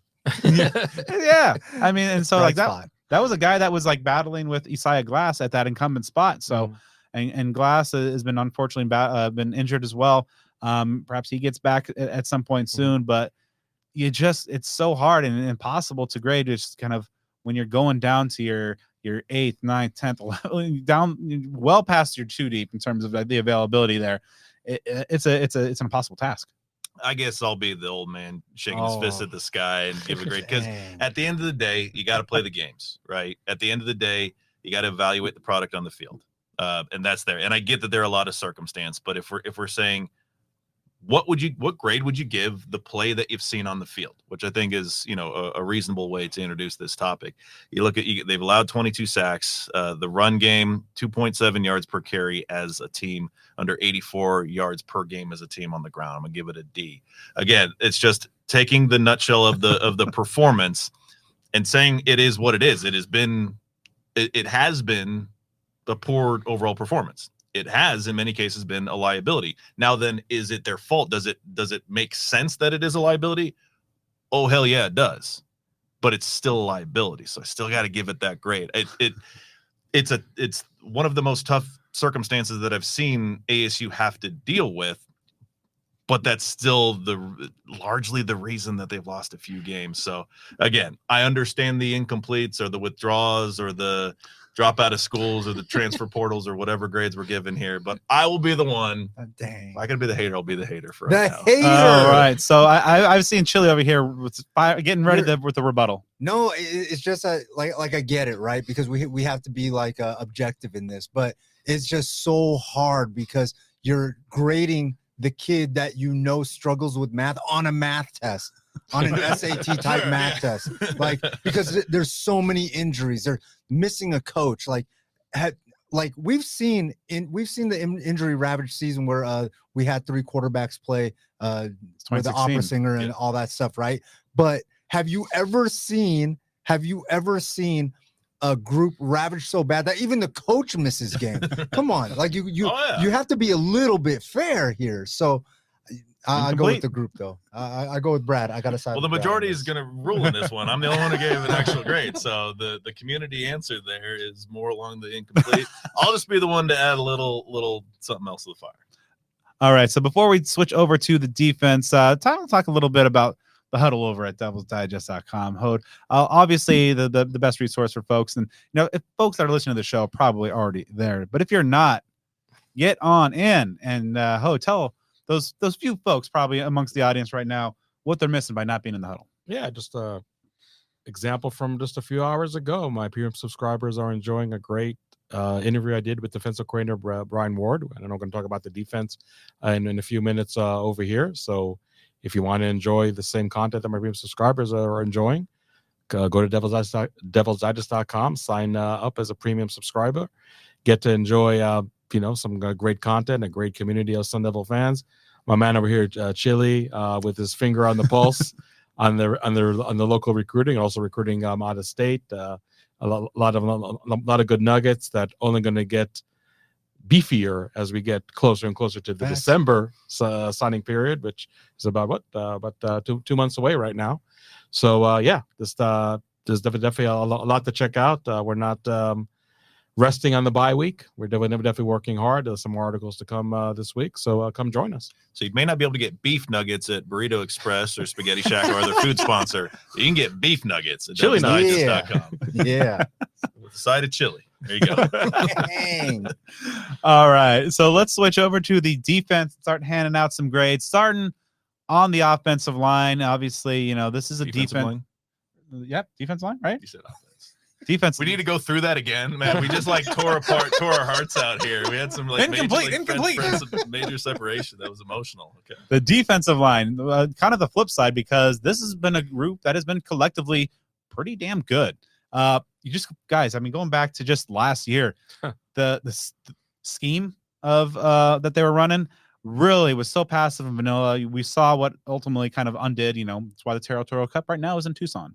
I think just the passiveness of that scheme came back to bite ASU time and time again. Not the case this year. Brian Ward, read that interview, because this is an architect of somebody. He's bringing a lot of stuff out in offense in a lot of confusing, effective ways. Let's start things off. Chilly, the D line. What are you thinking? Man, I love this. I love what's going on this defensive line, because Hod, me and you talked about this a lot, that there was a lot of worry that we were losing a coach that everybody loved. And, was Amy going to be able to, help out and get everything right? Ward, are they going to be able to, make this thing work? And the defensive line has been the shining star of this team. BJ Green's been amazing. Dorba's been awesome. I think he 6 sacks. He's got to be close to leading the nation. 7.5 tackles for loss 2. Mallory has been incredible, especially lately on a tear. And then Clayton Smith is, coming along. So man, this has to be the shining star. This has to be our moment collectively to enjoy. I am going to throw this out right now. I am giving the defensive line an A+. They've anchored this defense. They're getting to the quarterback. They're playing with a lot of violence, and they're playing fast and aggressive. And I love what Amy and Ward and Regal have done up front over there. Great job, guys. Super proud of them. Yeah, Vince Amy, every practice he's yelling, play with violence. And they have been. Yeah, I have to give it an A grade. Absolutely very pleased, and I think fans should be pleased with this defensive line play. And I know, Brad, you talk about last year and the horror show that Donnie Henderson, defensive coordinator, very nice man, was. Very nice man. Very nice man. But I always tell ASU fans, I don't care how low the bar was in 2022. That doesn't mean we should say, well, Brian Ward and his staff had nowhere to go but up. This defense as a whole, but especially the defensive line, is just playing out of their minds right now. It's a damn shame they don't have much to show in terms of a better win-loss record. But I don't want to pit the offense against the defense. But another thing that I have friendly fights with my subscribers, this is not the problem child of the ASU team right now. The defense is not it. No. Yes, they're not creating turnovers. Maybe we'll talk about that a little later. They're doing everything else great. 18 sacks after 6 games, getting 17 sacks the entire of last season, and averaging 3 sacks a game. That is a stat that any defensive coordinator in America will take. And it was pretty slow rolling in the early going, right? Yeah. So that's even in probably a smaller space, which even speaks louder to it, right? Just like with offense, Kenny Dilling, I'm calling plays. Yeah, exactly. Defense. No, just joking. No, but absolutely. And Chilly mentioned, all the great contributors. BJ Green, I guess we're kind of used to him, being a stud at the edge position. He's taking his game to next level. Kind of a shame that Clayton Smith is a little banged up, but did show some flashes. And when he's out, Prince Dorba playing unbelievable. Ooh, unbelievable revelation. He had a great game against Colorado. And again, you can say, that Buffalo offensive line, everybody's sacking Shedeur Sanders left and right. I don't care. That should not take anything away from Prince Dorba. Should not take anything away from this defensive line. And then interior, again, had some discussions with some people thinking, Deshaun Mallory's not a real nose tackle. He's not real, defensive tackle and everything. Malarkey. He's been we might have to bleep that one. Okay.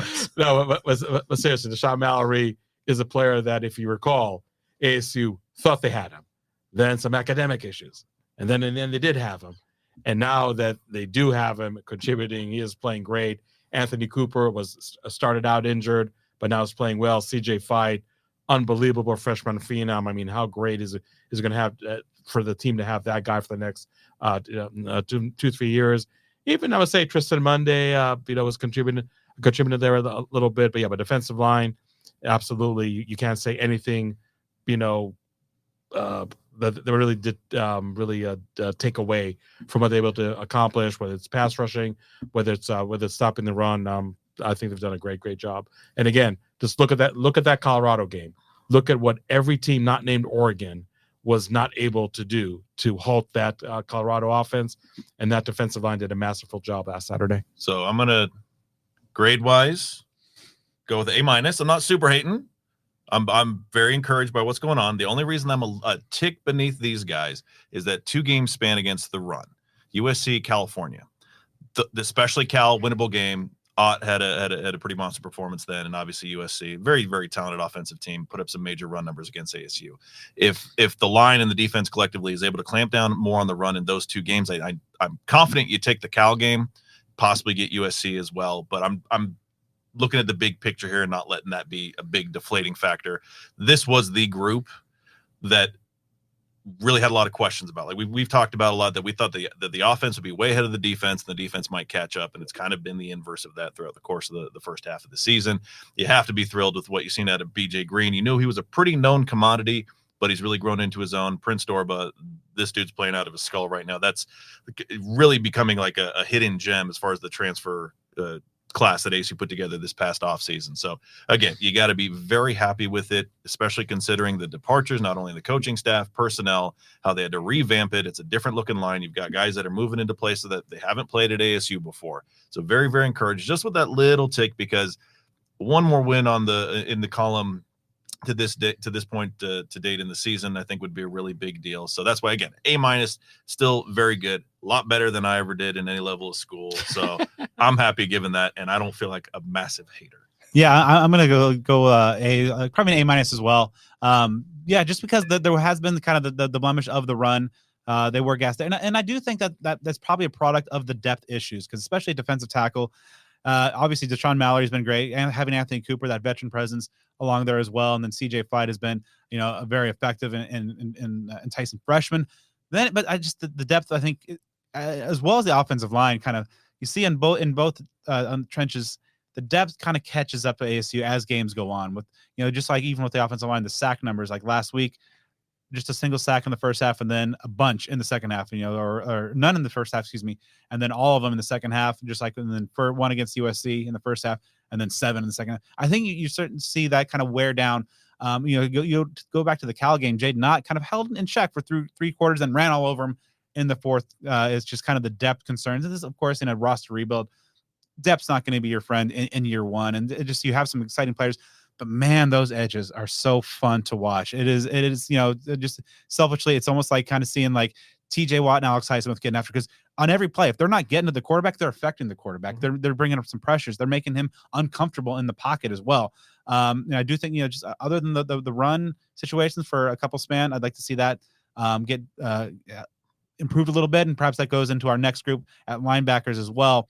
But overall, just, a really fantastic group. And you mentioned Chilly, just like in terms of losing a guy like Robert Rodriguez, who had developed and really kind of revamped the line during his tenure, some concerns. But, with Vince Amy doing looking over the defensive tackles, Charlie Regal working with those edges, things are looking pretty good. So you just want to see more stuff kind of building as these guys get more and more comfortable in this scheme, and Brian Ward gets to know what's at his disposal. You hope to see some more effectiveness moving forward. So, yeah, I'm going to give them an A-. Now, let's just kind of maybe cap things off here with linebackers. A very thin group, guys. Yes. It's kind of situations outside of their control. Obviously, Juju Mitchell is kind of the big offseason acquisition. He lasts a couple weeks. Now he's over at Like Colorado. a sip of coffee. I think a cup of coffee. Yeah. And then just, of course, Trey Brown, the kind of veteran presence, the heart and soul of this position group, the leader, knows this offense, or this defense rather, from his time at Wazoo. He goes down with injury, so he's out of the lineup then. Will Schaefer decides to enter the transfer portal after 4 games to preserve his redshirt season as well.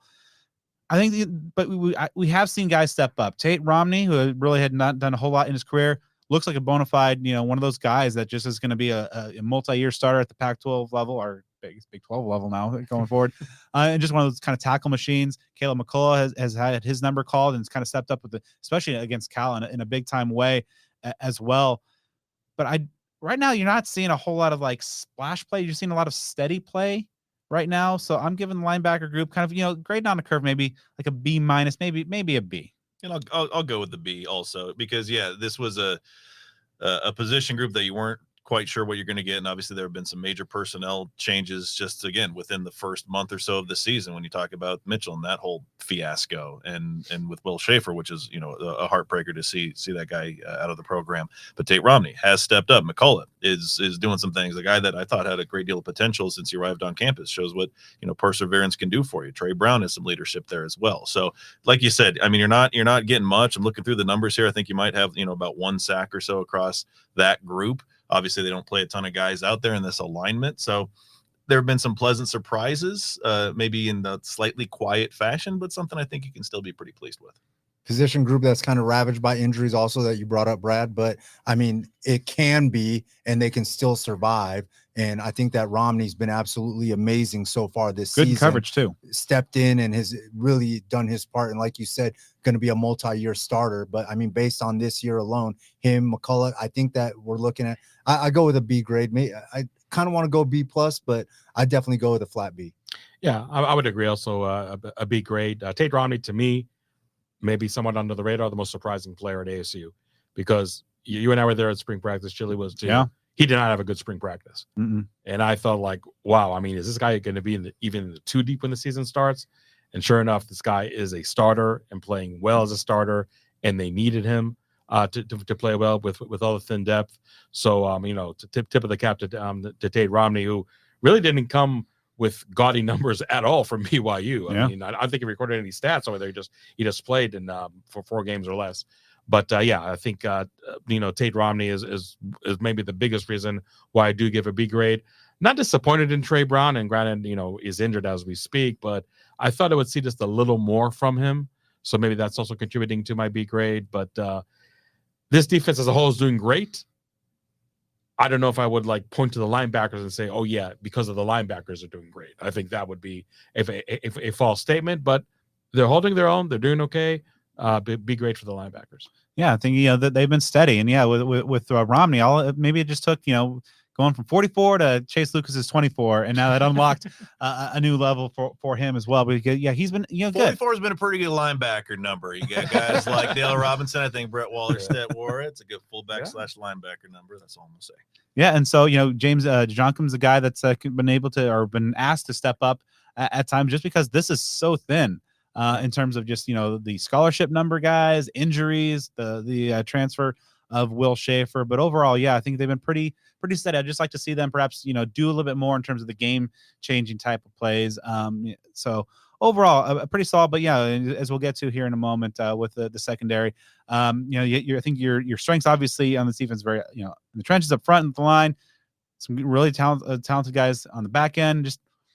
Interesting situation again, kind of at the linebacker group, just speaking for a few different reasons, but overall, certainly not a weakness in whatsoever. So even though Saturday's game was warm outside, it was warm. Toasty. The temperatures are dropping double digits in the state of Arizona, Phoenix area. Why am I telling you this? Because you need to upgrade your wardrobe, right? Maybe get some long sleeves, some hoodies, something like that. If you're like me, you just rock tank tops all year long. The only place to do that at Cactus Sports, located at 514 South Mill Avenue in Tempe. You can put together the perfect Sun Devil fit from head to toe in just one stop with the best ASU merchandise around. Of course, at Cactus Sports. At Cactus Sports, they're as passionate about making you look your Sun Devil best as they are about supporting the maroon and gold on game day. So if you can't make it to that Mill Avenue location, start putting together your ultimate Sun Devil gear wish list online at cactussports.com. Those holidays are screaming their way toward us. You want to be prepared for that. Shop for all the Sun Devils on your list. Get it done here in October. Kick up your feet for the next 2 months. I think that would be a good thing to do. Shop online at cactussports.com. Stock up. Get some gifts for yourself. Everybody you know. Get some new Sun Devils. You know, that sort of influence and conversion is always a good thing. And hey, they offer free domestic ground shipping on orders over $75. So if you stock up, you get that free shipping. We all know that's a move when you're ordering things online. Follow them on Twitter, Instagram, and Facebook at Cactus Sports AZ. Cactus Sports, ASU alumni owned since 1992. Think local, buy local, be local. All right, now let's talk about the secondary for the Sun Devils. Now, of course, in this defensive scheme of Brian Ward, they play a base 5-man secondary. They got a couple corners. They got some safeties that include the nickelback position as well. Overall, pretty solid. I mean, the pass game or pass D is not giving up a whole lot of big plays, just 14 over 20 plus yards so far. It's top 30 in the country. Pretty good overall. You have your top 2 tacklers as a pair of safeties and Shamari Simmons and Chris Edmonds. Not maybe necessarily what you would ideally want, but overall, I think this is a group that's been pretty good. Let's start things off. Chilly, what do you think about the DBs? I like the DB group. I like the personnel that they have out there. Edmonds is a stud. Simmons is playing well, and I love Clark. I love what he brings to the table. He's an absolute leader, and it just kind of exudes off of him, and you can kind of see that he's. I feel like he's the guy that the group rallies around. Florida solid. Torrance is great. The whole defense. I wish I could give the whole defense an A, but like I'd probably give them like a high B. I'd probably give them a high B. You got some of this grading stuff with the Sun Devils this year. I think you got to throw the record and the scoreboard, out the window and just kind of grade what you see. And I think that the secondary is part of that. And I would give them a high B. And I'll go with a B+. So we're getting it back on track here. All right. Finally. Because if you look at the numbers, and again, because it is so difficult there's so many things that you have to factor in. So if you just really hone it in and just look at the performance on the field, I mean, you have 3 of these 6 games they've held opposing teams under 200 passing yards. Shadur Sanders having 239. I mean, that was one of his poorest games of the season, because I don't know how much you can really count that Oregon game where they were getting blown out by halftime. So he played a full competitive game, only got 239 yards. Even Caleb Williams had 322, and that was one where ASU was able to do some things to remain in the game there. The one thing for me, and this goes for the entire defense as far as the to-do list, or a reason why it's not a higher grade, the lack of turnovers. You got to generate some turnovers. I mean, I don't even know how you do that from a coaching perspective, but that is the thing that needs to stack up here in the second half. So if they were to have some more of those to their credit, I'd even put them in the A range, but you got to be happy with what they're doing. But that turnover thing is really what's holding them back from an even higher score. Yeah, I would also give the secondary B grade. They're yielding 217 yards on average. That's a ridiculous low number in the Pac-12. Especially in a Pac-12 conference where it's going to be a while until we see this many elite quarterbacks just be part of the conference. And then, in the Big 12, I mean, I guess we'll never see it again because it'll be in the Big 12 next year. But even in the Big 12, we're not going to see a plethora of just, explosive offenses, explosive passing games like we're seeing in the Pac-12. So absolutely, secondary is really, really playing well. D Ford, as far as a late addition, I think has been a really pleasant surprise and a really good player. You do have to talk about also the backups for Jordan Clark at nickel, Mason Williams, RJ Reagan. Yeah. When he had to play at Cal, I thought also was playing really well. So there's also good depth over there. But I think overall, you should definitely be pleased with the secondary. To Joe's point, yes, you would like to see a few interceptions here and there. But one point that was brought up to me is that a lot of offenses are just really not taking chances against this ASU defense. Now, I think part of it is that maybe they're ahead enough with a comfortable lead that they don't feel like they have to take chances. But I think also it's a show of respect where you don't see a lot of throws into double coverage or tight coverage. And sometimes that does prevent you from garnering turnovers. Do they need to get turnovers? Absolutely. They need to make it happen. And that's something I talked to Brian Ward in my interview. I mean, he said, make no mistake about it. We need to get turnovers, and that has to happen.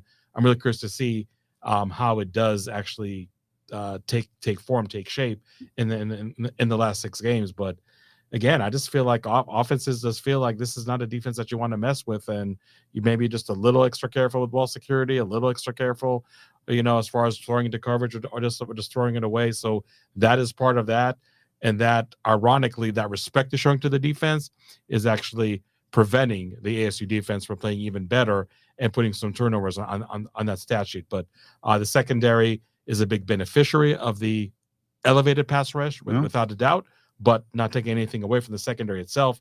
In a vacuum, a very talented group. Yeah, and they're also playing out with without two key players on that in the secondary, that safety. Of course, the NCAA being the bastards they are, Xavier Alford not ruled eligible to play this season after coming over from USC. That's a whole separate thing. I mean, Joe's throwing the NCAA for a cage match, and those cowards have yet to waiting respond. on a reply. WrestleMania is coming up quicker than you know. And then Montana Warren, the true freshman, really good fall camp, and unfortunately got a shoulder injury. At 6-8 weeks old, right? At the initial time. So, is there any kind of plan that he might be able to kind of get in and at least play those 4 games and preserve that red shirt? Let's put it this way. Even if he was healthy, let's say for the Washington game right after the bye week, he's not going to play more than 4 games. So now it's a matter of, okay, let's say if he's healthy for the Washington game, I can play him Washington and Washington State, have him sit out, let's say the 2 road games at Utah and UCLA, and let him play Oregon and U of A. I mean, you can just work the combination however you want to make it. But Montana Warren, and by the way, Jordan Tyson, the wide receiver, both of them are going to play this year, but they're not going to play more than 4 games. You absolutely need to preserve the red shirt. Yeah, so a very talented defensive back prospect there. I mean, he put together a really fall camp, really impressed us watching there, and so the unfortunate injury there. But still, without those two key guys, the pass defense and the DBs, I thought have been pretty good. You guys mentioned D Ford, who's been really good, kind of that Kobe Williams 2.0. He seemed to have had a couple picks that just some drops. And this is a group that also has some drops. And that's why I have it B, because again, it's all about turnovers. Because right now they have turnover singular, just the one. They need to be. They're too good. There's a lot of ball hawks back there, and I think the bad luck maybe, but all in the past. It's weird. I mean, I think they'll come. Over the course of the back half of the season. But yeah, it's guys like Jordan Clark, just absolute stud at the nickel spot, 4 pass breakups on the air. Mason Williams, guy I've been pretty impressed with all season long. In Simmons and Edmonds, you have a pretty good safety combo there. And then Ro Torrance had 1 bad game, rebounded pretty well. He's got a couple sacks on the year. He was the guy in coverage, and perhaps we'll see what happened in the last deep bomb play against Colorado. Maybe it looked like there might have been a miscommunication in terms of the coverage scheme there. But overall, pretty good. Ed Woods has been really good as well. I've been impressed with him as well. A lot of very talented guys in the secondary. And so when you have the pass rush, as you mentioned, Hod, that makes your DB's jobs a lot easier, makes them look good as well. So, again, as these guys become more comfortable in the scheme, that's something that Kenny Dillingham also talked about. Perhaps the turnovers could be a product as these guys get more comfortable. There's those kind of, split second and split, just kind of, fractions of an inch type of thing. Maybe get a hand in a passing lane a little bit more because you feel more comfortable as to where you're supposed to be. We'll see if those ultimately come down. But yeah, some pretty good players in that secondary, and they're playing pretty well so far this year, as we seem to all agree. On to special teams, a mixed bag, we'll say also, but as we've learned, some new information has come to light in recent weeks. There's just with receipts too. Yeah, that's the interesting part about it. Yeah, he's like, forget about HIPAA, man. Yeah, right. Well, let's start right there. The punting game with Josh Carlson was bad after the Cal game. Kenny Dillingham mentioned that this is they cost about 60 yards of field position that he equated to 3 to 6 points on the scoreboard. And a 3-point game, it's not hard to read between lines. It was later revealed that he was punting with multiple fractures in his punting foot. Mm-hmm. So as a punter with a broken foot, not great. So, and as Joe mentioned, the receipts came because he tweeted the kind of medical report out because he has been catching a lot of fire, and the punting has been bad, and ASU wasn't able to flip the field. Hard times, so unfortunately, we obviously wish Josh the best. Guy coming back to his hometown, trying to cap his college career as a local guy, and just unfortunately got to a rough start there with the injuries. Ian Hershey came in, did pretty well, but overall, let's start with Chilly. Just the punt game, that was kind of the big highlight, the big thing that was catching a lot of fans' ire through the first 6 games. Yeah, look, I mean, that Cal game alone makes this hard to throw a great grade out, right? I don't know. I'd probably give it like a C plus. I mean, having to use other punters. I mean, Scattaboo. Like, I mean, how much are we going to use this guy, right? Like, he can't earn grades for everybody. He's the smart kid in class that everybody goes to. He's doing all the right? good work. Am I right though? Like, if He's going to be the kid with like the 4+, like a 4.7 GPA. Yeah, just to like get the all 5.2 GPA, GPA, something ridiculous. But look, I feel for the Carlson injury situation, but I don't know. I'd probably throw like maybe like a low B, like a high C. I mean, knowing the injury thing, I mean, it's like finding out that somebody was like deathly ill but trying to take a test. So the kid bad at math taking the math test. So the education analogy that's way different. But this I'll throw a C grade at this. Yeah, I would go with Chilly to throw just a solid C. I mean, the punting situation has absolutely been horrible. But let's also talk about what's happening now with Ian Hershey. I think the transfer from Idaho State had a good game.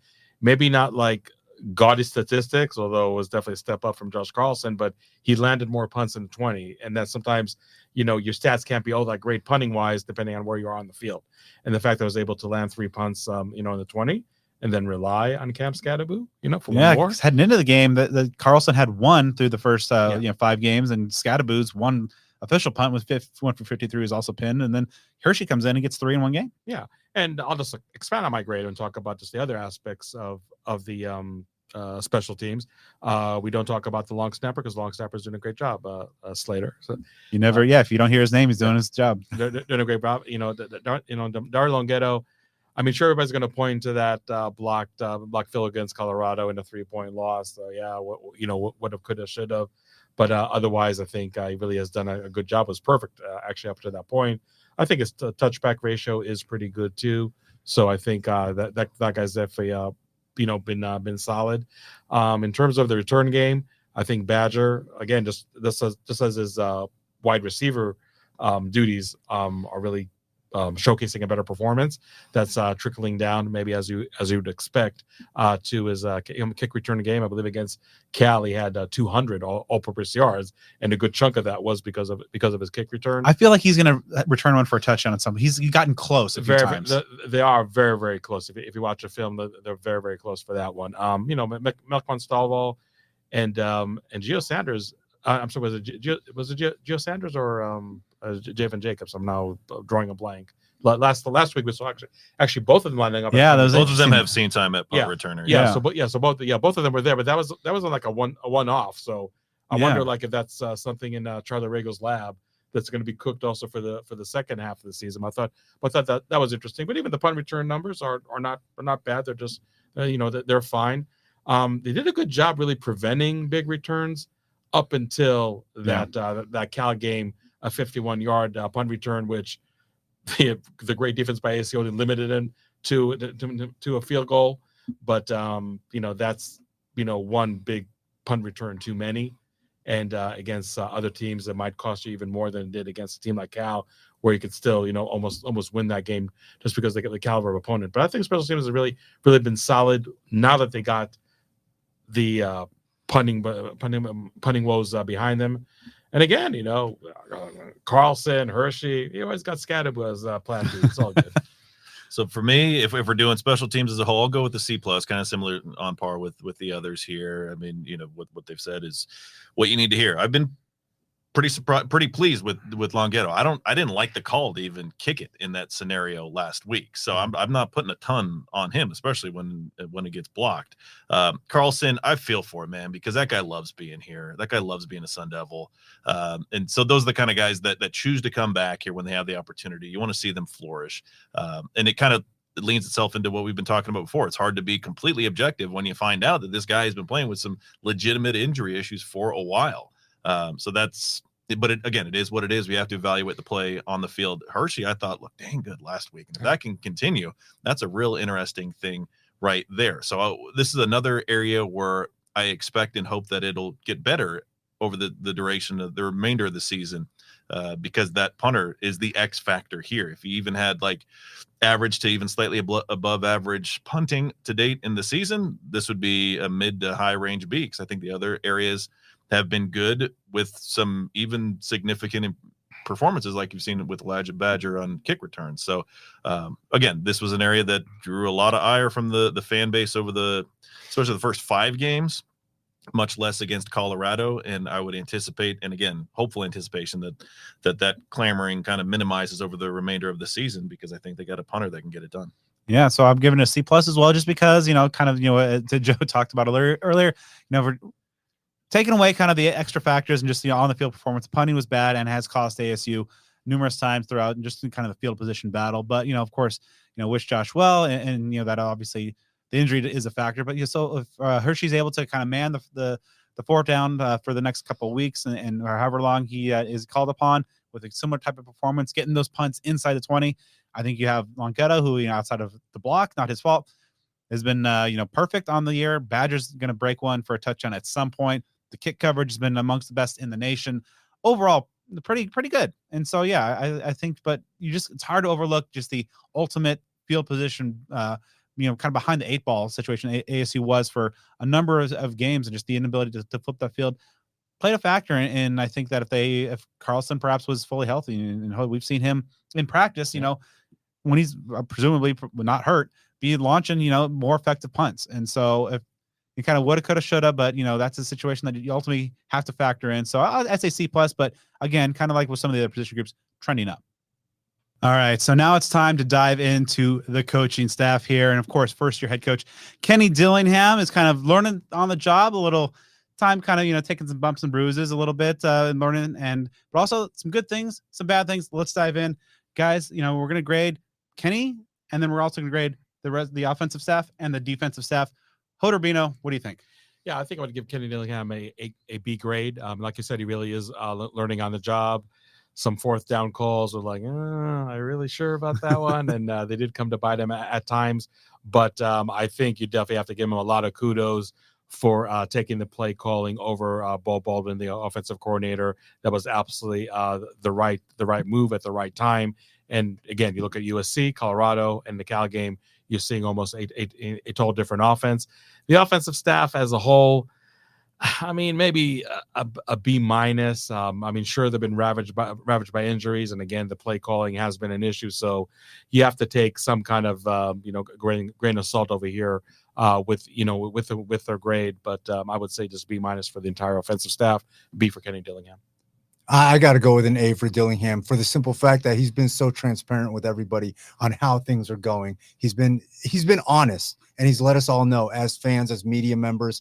And because of that alone, like the situation with Bo Baldwin, like Hod brought up, I mean, he had to do it, right? He had to put himself in that, what a lot of people would think is an awkward position. He was able to get through that and look at how much better the offense is performing. And he's done it without having to throw shade in any particular direction. So I got to give Kenny an A. The offensive staff, I'm probably going to, hover around a B. And, I think that they've dealt with all the injuries and stuff like that as best as they could.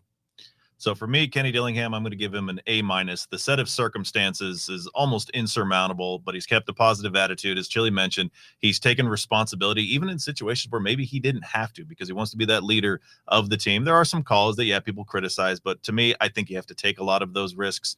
The rest of the offensive staff, I'll give him a C+, because we have seen some issues with, the play calling and just the offensive function as a whole. You'll hear about on our full podcast version, our total breakdown of grades. But I'm really excited about what Kenny Dillingham is doing. The rest of the offense has had just a tough set of circumstances as well. Yeah, I think Kenny, like when you kind of throw the bowl ban, the injury streak in there, and just kind of the on-the-job training. I mean, he is a 33-year-old head coach, kind of feeling the way out, and a team that's going through a full rebuild. He's brought in 78 new players. There's new schemes on both sides of the ball. It's a pretty difficult situation. So I would say that there have been some missteps, but I also like the aggressiveness that he's had, and especially with the play calling. Kind of like the season doesn't really matter in terms of wins, losses with the bowl ban. So let's go for it. Let's see what we can do. I appreciate that. So I'm going to give him a B+. Offensively, I think it's a little bit tougher because, again, with the injury issues that we've talked about with the offensive line, the quarterback injuries, even some of the playmaker spots, it's pretty tough. So I would say probably a B at this point. Maybe a B- because I do think that there's some issues there. All right, so like switching things over onto the defensive side of the ball, obviously much better and more consistent play on the defense than we saw on the offense overall. Chilly, get us started. What are your thoughts on the defense? This is my honor roll, guys. I think that we are giving the defensive staff an A. Love what Amy has done on the defensive line. Regal has been spectacular with special teams. Cooper with the linebackers and Carrington with those DBs. These guys are a good group. Give them an A. I'm going to take it a step further. A+. I mean, I know that a 1-5 record, you're going like, what the heck? I mean, this can't be a good defense. You look at the box scores, you look at the game film, you look at the stats. This defense is playing as best as it can under extremely, really tough circumstances. You guys talked about the punting issues. You talked about the offensive issues. This defense has been placed in one tough spot after another, after another, after another. They deserve nothing less than an A+. I'm going to go a little bit lower. If you could call me a hater, but I'm going to go A-. I'm still staying in the A range here. Obviously, you have to be incredibly impressed with what the defensive line, especially the quarterback pressure, is doing. We didn't see any of that last year. A lot of new faces, a lot of new players, obviously new coaches. They are getting it done. You're pleasantly surprised with everything that the defense is doing. The only thing that dings it a little bit is this team has not found a way to generate any turnovers. You can almost say that they haven't gotten any. They just have the one. So that is the blemish. If they can clean that up over the second half of the season, we're looking at that A+ range. Again, you have to be tremendously pleased with everything the defense is doing, again, with the exception of not generating turnovers. Yeah, you got to give them an A. I mean, turnovers are there's like turnover luck involved, and they're doing everything that you need to do as a defense. You know, they've been mostly consistent against the run. There have been a couple times where they've been gashed, but I think that you can be traced back to the depth issues there and just wearing down over the course of a game. But the pass rush has been a revelation. Prince Dorba, BJ Green, the Charlie Regal and Vince Amy leading that group up front. Really impressed there. The linebackers have been through a little bit of a gauntlet in terms of their depth and some guys just not being available, but still pretty consistent play there. The back end and the secondary, pretty good as well. Brian Ward has been one of the top assistants. I was a Jimmy Broyles Award top assistant. I mean, I like to see his name get up there because there's been some difficult circumstances overall for the Sun Devil defense, but week in, week out, they give this team a chance to win. And that's really all you can do. And this offense has not put themselves or not helped the defense out in the slightest bit. I mean, you had an 8 turnover game against Fresno State, the special teams with the punting woes. They've been put in some bad positions, but ultimately, for the most part, have rose to the challenge time and time again. This is a legitimately good defense. No qualifier needed, no asterisk. I think, this is the Sun Devil defense that's going to be that's already amongst the best in the conference. Now they got some challenges down the stretch, but if they're able to get some guys healthy back for those big games, I think they'll be in good shape going forward. So before we get a little insight on who some of the future Sun Devils may be for Arizona State football, if you want to support a restaurant, a business owned by a former Sparky the Sun Devil, get on out to Spaghetti Shack. They've got 3 locations, one up in the cool temperatures of Pine Top and 2 in Tempe, including an ASU location just 1 mile from Mountain America Stadium. That's open 11 a.m. to 10 p.m. Sunday through Thursday and 11 to midnight on Fridays and Saturdays. Be sure to check out Spaghetti Shack. You got to check them out online, get on their social media, get on their website. Can hit you with that information here in a second. There are some big, new, exciting changes happening at Spaghetti Shack. They've already announced some of them. A lot of menu items and options you're going to want to see there. Catering is also available, and like all our sponsors, Spaghetti Shack is deeply involved in giving back to the Sun Devil community and the Tempe community as a whole. So next time you're looking for some grub, you're in the Tempe area, or if you're in beautiful Pine Top, be sure to check out and support Spaghetti Shack, a Sun Devil small business owned and operated by diehard Sun Devils, and once again, a former Sparky the Sun Devil. They're located in Tempe at 922 East Apache Boulevard. Once again, that's 922 East Apache Boulevard for that new ASU location. You can find them on Instagram, TikTok, and Facebook at The Spaghetti Shack, and on Twitter at spaghetti_shack. Check out their menu, hours, locations, and more online at thespaghettishack.com. The Spaghetti Shack takeout for the pasta loving people. All right, so we handed out our midterm grades. I think some mostly fair. I mean, they're all accurate and correct in our own ways. Yeah.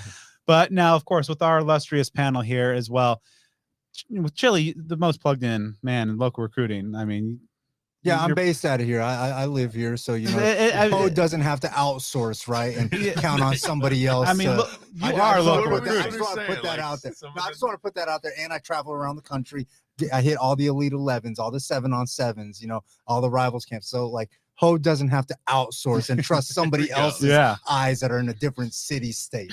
Made in the USA. So Put obviously, that out there.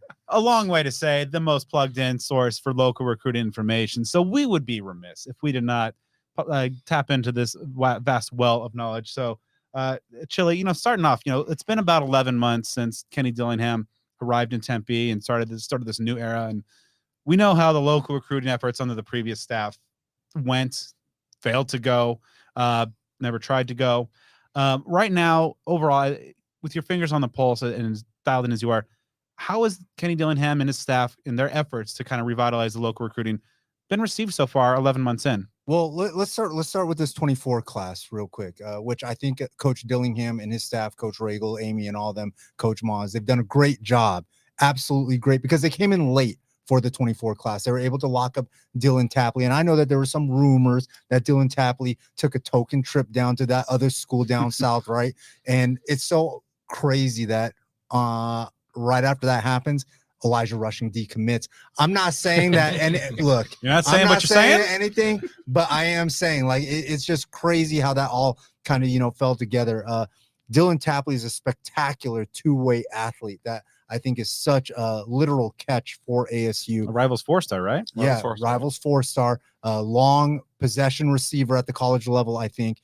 And, you know, he flips and he plays safety. So I'm not sure what side of the ball they're going to use him on. Plaz Johnson over at super reputable Chaparral. You know, he's an absolute stud.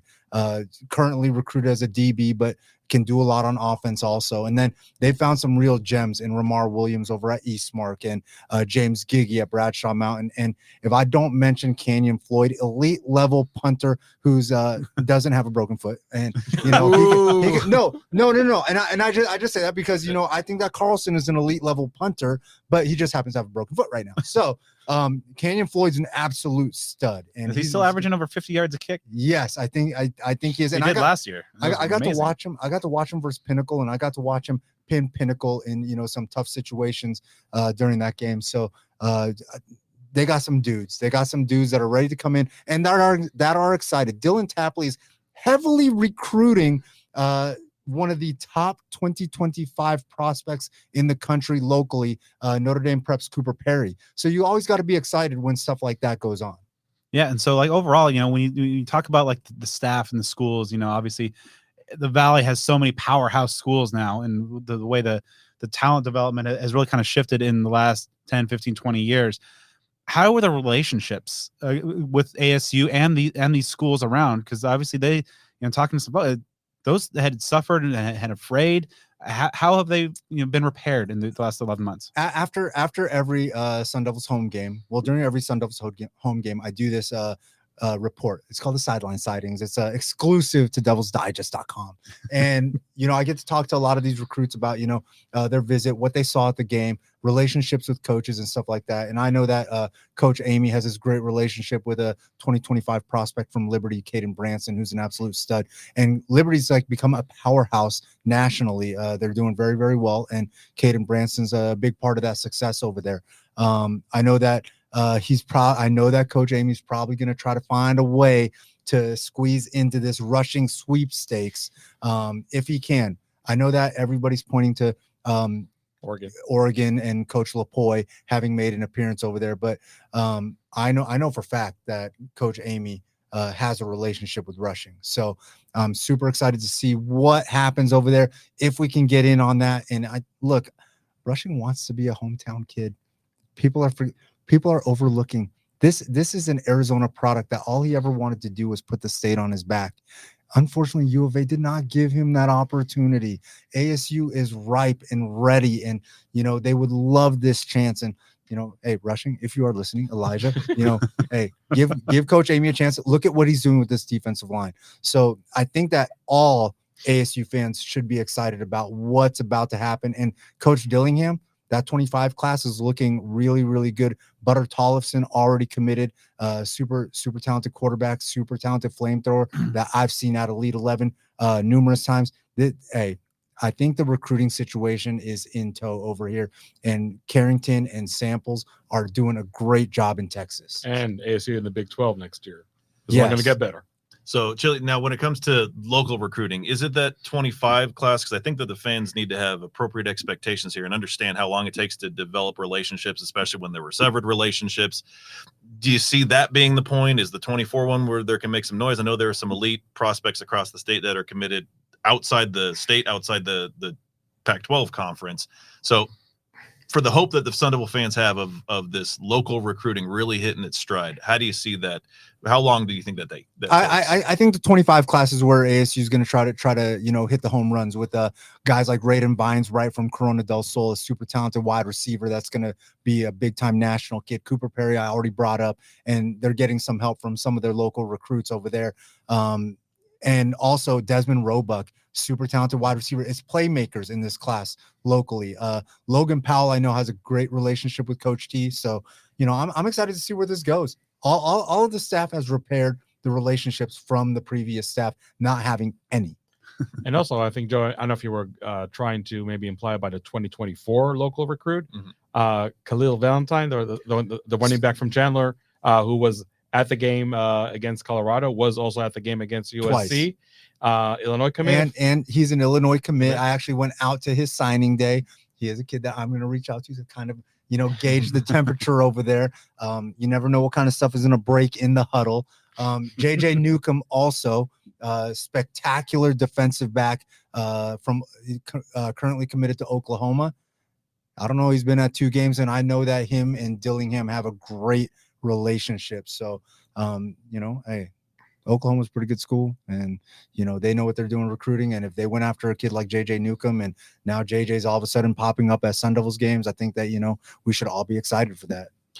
So, Chili, we were talking off air about the Elijah Rushing decommitment from the University of Arizona, and about how there's a big time quarterback that kind of was a little bit maybe of a package deal, or at least influenced to commit to Arizona as well. Now that Rushing is out of that equation, do you see that particular quarterback making a different decision? Yeah, look, so I run this 7-on-7 tournament in the summer called Flight Club, and DeMond Williams was present at Flight Club. And so Elijah Rushing, even though South Point did not participate, Elijah Rushing showed up, and then all of a sudden a couple months later or a couple weeks later, it's decommitment time for DeMond, and then he's popping up over at U of A, right? So, I mean, look, this is going to be this should be exciting times for ASU fans. If Rushing is putting out a statement where he feels like he can't be developed, this isn't my words. Yeah, no, this isn't my words. He put it out on the internet, man. It was something to behold. Go check him out on Twitter at Elijah_Rushing. He put it out there that he was not confident that U of A coaches could develop him. I mean, how long before that starts trickling down? He wasn't even the first domino. Keona Wilhite was the first domino that fell. He decommitted. He's probably going to go to Washington. Elijah Rushing decommits.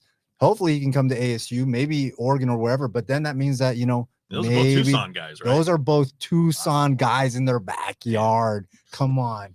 Hey, be excited. You never know what's going to happen. And I know that Dylan Tapley has a great relationship with DeMond Williams.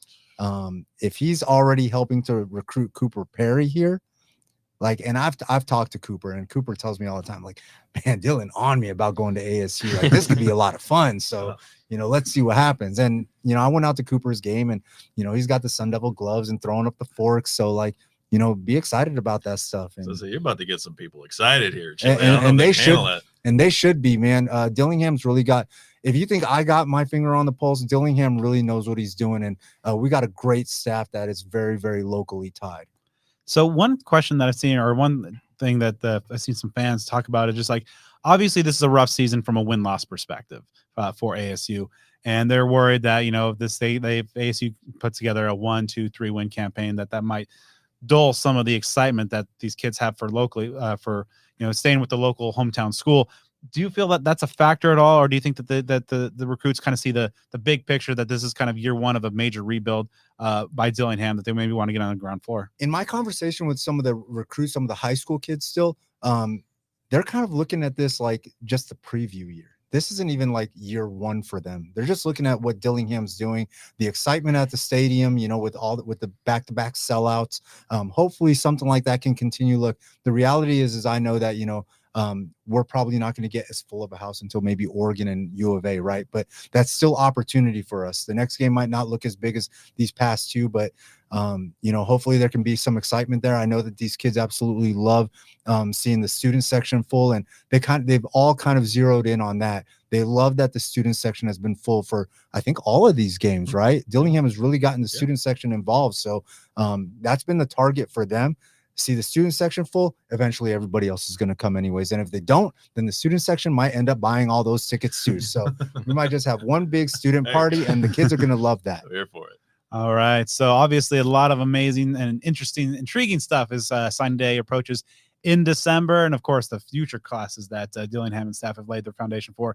Chilly and staff are going to be covering that. DevilsDigest.com, of course, into the huddle. And so that's going to do it for this week's episode of Speak of the Devils. I'd like to thank our illustrious panel here, Hod Rabino and Chilly. Obviously, Hod, you told our folks earlier about all the ways that they can keep up with you. Chilly, how can the folks stay along with all the great stuff you're doing? Instagram, Twitter, Snapchat, @JustChilly. Any questions that you have regarding, ASU Sun Devils recruiting, find me, hit me up. Like I said, I do an article for Devil's Digest, exclusively for Devil's Digest, from a locally based person. So if you want the truth, I'm going to let you know. DevilsDigest.com, and they'll show me love too. All right, and make sure you stay with the show on the social media side, on Twitter @SOTD Podcast, on Instagram @Speak of the Devils. You subscribe to the YouTube channel. We're on Facebook as well, and you can follow me on everything social @BDenny29. I've kind of thought about it. Have we officially given up on the whole Threads thing? Did that No, go? We're still holding That's on. a thing? Threads still has a chance. Okay. Threads still has a chance. It's going to get integrated into Instagram at some point, right? It has to. Yeah. Somehow, we'll see. But Threads does have a chance. It's gonna be like Wolf on The Office, where it's just like one major thing. Yeah, on Threads @Speak of the Devils. Sure, there you go. Hey, you can follow me on all the things. Joe Healy 42.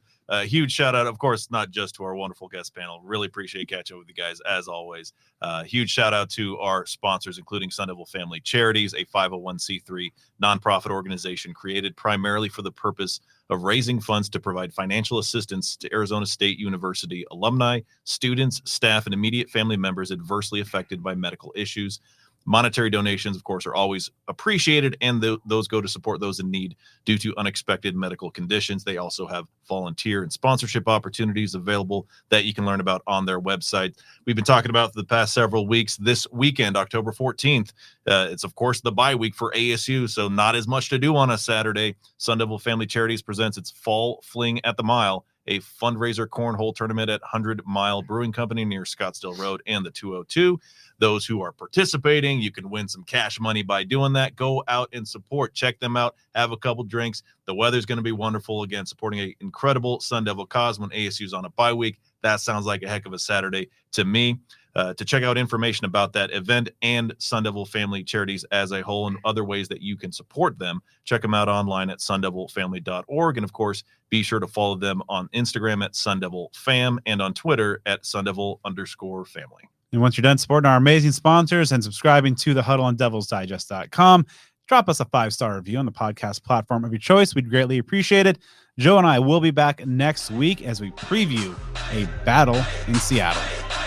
You.